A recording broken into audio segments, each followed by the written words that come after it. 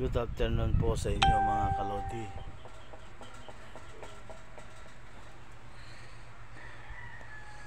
Ako po ay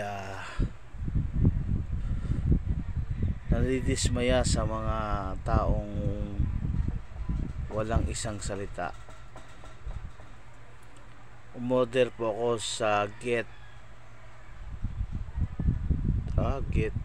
Philippines, Get Boxer Philippines ng isang dosena na underwear o boxer. Ang dumating po ay ang pinapabayad nila $499. Tapos ang dumating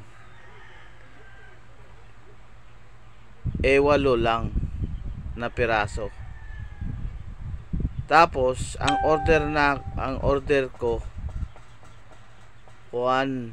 ng double XL kasi malaking tao ko eh. Ang dumating XL lang.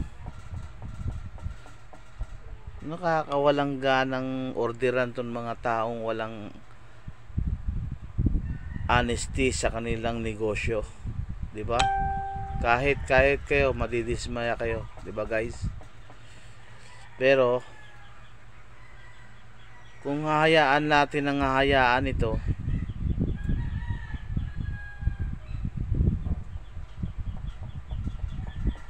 ang sasabihin sa'yo, salamat lang. Tapos pa-orderan ka na lang uli kay para dadagdagan na lang uli ang order mo. Eh kung mamintis na sab, mali na naman ang ipadala sa'yo, anong mangyayari? Sayang yung bayad mo. Kaya kayong nagninegosyo ng ganitong mga kuwan sa Facebook, eh maging honesty naman po kayo. Bigyan nyo naman po ng halaga yung mga taong umu-order sa inyo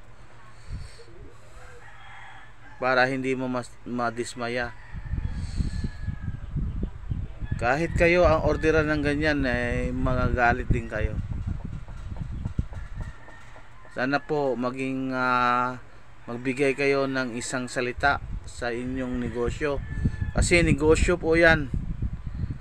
Get Boxer Philippines, ang mahal ng pabayad ninyo $419, bali $500, isang dosena lang.